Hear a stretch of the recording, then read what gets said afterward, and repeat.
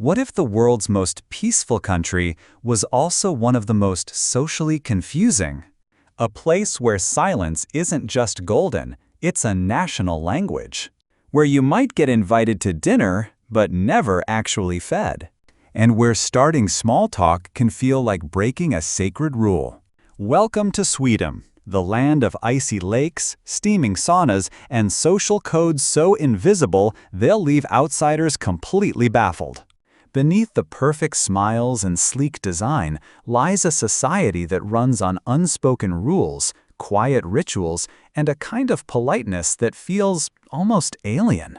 Today, we're diving into 15 Swedish quirks and taboos that will turn everything you thought you knew about manners upside down. Because here in Sweden, culture shock doesn't shout, it whispers. Number 15. Cash is practically dead. Welcome to the future. Sweden is already living in it. More than 95% of transactions are digital. That 100 krona bill in your pocket might as well be a museum artifact. Even cafes in Stockholm post signs saying, "We do not accept cash." Instead, people use apps like Swish to pay for everything from coffee to gas to church donations. The central bank reports less than 1% of all purchases are made with paper money. And with Sweden testing its own national digital currency, the e-krona, they may become the first country to fully eliminate cash. But not everyone's thrilled. Many elderly Swedes fear being left behind. And critics warn that a power outage or internet crash could freeze the whole economy. Still, Sweden is forging ahead, wired and walletless. Number 14. Tipping? That's insulting. Tipping in Sweden isn't just unnecessary, it can actually offend. Why? Because workers here are paid fairly by law. Wages, unions, and rights are strong. So tipping might seem like you're implying they need extra help or didn't do their job right. A Dog's Nye Hater poll found that over 60% of Swedes don't expect tips, and 80% prefer you simply say thank you. Number 13. Lifelong partners, no rings required. Imagine this. You've been living with someone for 20 years. You share bills, raise kids, go on vacations. You're basically married. But legally, you're not. Welcome to the Swedish concept of sambo, a form of lifelong cohabitation that doesn't require marriage. And it's not just casual living together, it's a legally protected status. Nearly 50% of Swedish couples are sambos, even those with children. In Sweden, marriage is optional, not expected. Many believe choosing to stay together without needing a contract is a stronger symbol of commitment than a wedding ring. Swedish law even includes a Sambo Act that outlines rights for things like shared property, custody, inheritance, and healthcare access. Live together for 6 months with kids? You're a legal family. And here's the twist: no messy divorce. If you separate, you can simply become a Sambo with someone else. It's a system built on flexibility, mutual respect, and freedom of choice, not tradition. Number 12. Nudity isn't shocking. It's normal. In Sweden, being naked isn't taboo. It's just Tuesday. From lakeside saunas to urban nude beaches, public nudity is widely accepted and often encouraged. But it's not about being provocative. It's about body neutrality and freedom. Whether it's Augusta Nude Beach near Stockholm or open-air saunas in forest parks, you'll find Swedes of all ages, yes, including entire families, relaxing without a shred of embarrassment. According to a 2022 Svenska Dagbladet survey, nearly 48% of Swedes have participated in some form of public body-positive activity, be it skinny dipping, sunbathing, or even outdoor yoga. In this culture, the body isn't sexualized by default, it's simply human. Children are taught from an early age to understand body privacy and boundaries through education, not shame. That might explain why UNICEF ranks Sweden as one of the top countries for children's emotional well-being. So don't be surprised if you stumble upon a sauna full of naked strangers chatting like it's nothing. In Sweden, it really is. Number 11. Kids aren't bossed around. They're respected. In Sweden, children aren't treated as miniature adults or passive rule followers. They're seen as people, with emotions, boundaries, and a right to be heard. Here, it's perfectly normal for a child to say no to food, to refuse a hug, or to object to something that makes them uncomfortable. It's not rudeness, it's part of teaching them how to set boundaries and trust their instincts. Swedish law backs this mindset completely. In fact, Chapter 5, Article 11 of their child protection laws guarantees every child the right to express their views in matters that affect them. And since 1979, Sweden became the first country in the world to ban all forms of physical punishment, including spanking, setting a global precedent. But this isn't a free-for-all. Children aren't given unchecked power. Instead, the role of parents is redefined, not as commanders, but as emotional partners. Parents are encouraged to discuss, explain, and involve kids in decision-making, rather than bark orders or use fear-based discipline. According to Uppsala University research, this approach leads to children who are more confident, emotionally aware, and capable of building healthy relationships later in life. No yelling, no punishments without explanation, and definitely no shaming. Ask a Swedish child how they feel, and you might be surprised when they ask you the same in return. That's the foundation of the empathy and equality Sweden holds dear. It's no surprise UNICEF consistently ranks Sweden among the best places on earth to raise children. Number 10. Street dancing can get you in trouble. Picture this. You're in a European plaza. Music's playing, friends are dancing, and the vibe is pure joy. In Paris or Berlin, that's normal. But in Sweden, that spontaneous dance party might be illegal. Thanks to a strange and long-standing law from the 1930s, dancing in public without a permit is technically banned. Known as the Dance Permit Law, it was originally intended to control public gatherings, but it stuck around far longer than expected. In the 1990s, Swedish nightclubs were actually fined, not for noise, not for drinking, but simply for allowing people to dance without a separate dance license. Even if the venue was legally open and serving food, dancing without a permit crossed the line. Though the rules have relaxed in recent years, the ban hasn't fully disappeared. As of 2023, public dancing still requires approval in many cities, especially in open spaces like parks, plazas, or docks. Even inside a busy cafe, organizing a dance event could require the owner to file with the city. It's one of Sweden's strangest legal leftovers, a silent reminder that even in a progressive society, some old rules still tap their feet in the background. Number 9. Sexism isn't just frowned upon, it's outdated. In Sweden, gender equality isn't a goal, it's the baseline. Ranked #5 globally and #1 in Europe for gender parity by the 2023 World Economic Forum, Sweden leads the way with over 43% of leadership roles held by women. Female CEOs, engineers, and political leaders aren't groundbreaking, they're expected. And that's why even casual gendered comments like, "Are you sure you can handle this?" or "Do many women do this job?" can come across as not just rude, but ignorant. Here, gender is intentionally removed from everyday language. Official documents, emails, and even customer service exchanges favor gender-neutral terms, using first names or Sweden's neutral pronoun hen instead of he or she. This isn't about hating men. It's about removing bias from the equation altogether. In Sweden, skills matter more than titles, and equality isn't just a policy, it's a deeply rooted social norm. Number 8. No, you can't just buy alcohol anywhere. If you think grabbing a bottle of wine in Sweden is as easy as picking up milk, think again. Here, alcohol stronger than 3.5% isn't sold in convenience stores, supermarkets, or gas stations. Instead, it's only available at a government-run chain called Systembolaget, and this isn't your typical liquor store. There are no discounts, no flashy displays, and definitely no late-night booze runs.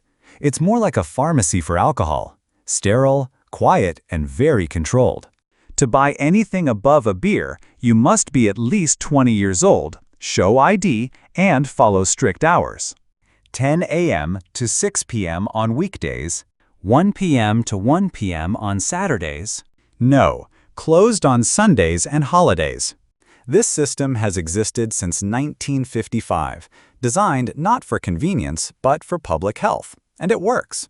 According to the World Health Organization, Sweden consumes 8.2 liters of pure alcohol per person per year, compared to 9.8 liters in the US and 10.6 in Germany. Fewer car accidents, lower domestic violence rates, and a society that treats alcohol not as a right but as a responsibility. Number 7. Big romantic gestures? Big mistake. If you're planning to win a Swede's heart with roses, serenades, or love-at-first-sight speeches, pump the brakes. In Sweden, romance is subtle, slow, and deeply private. Grand gestures, like surprise gifts, public confessions, or saying I love you too early, aren't seen as sweet.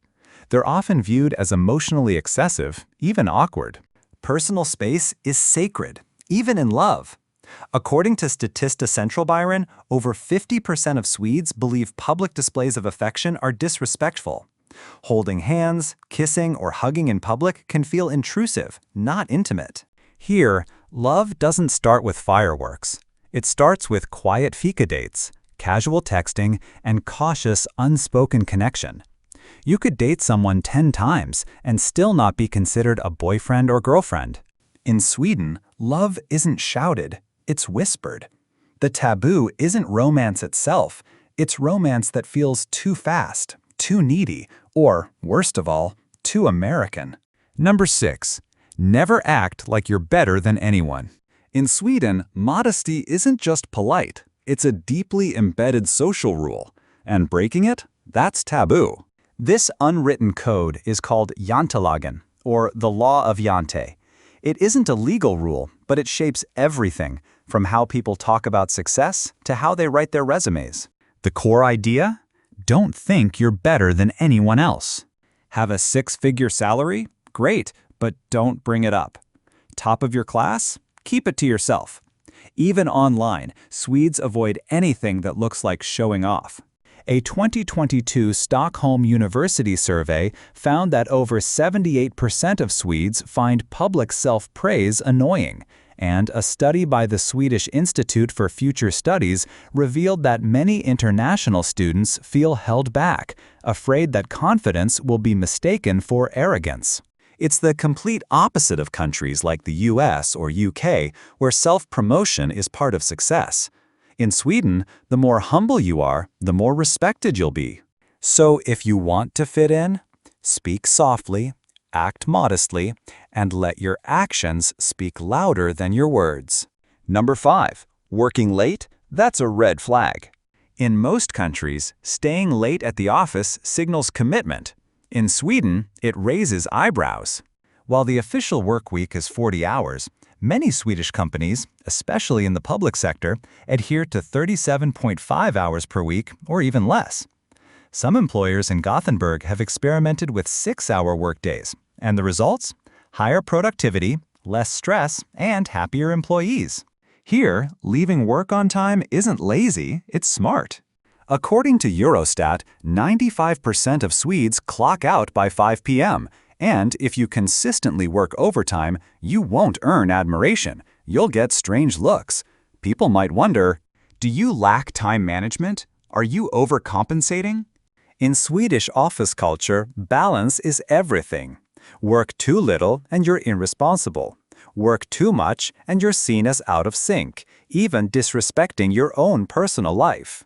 Lagom, the Swedish philosophy of just the right amount, applies to work too. Because here, success isn't measured in hours, it's measured in balance. Number 4.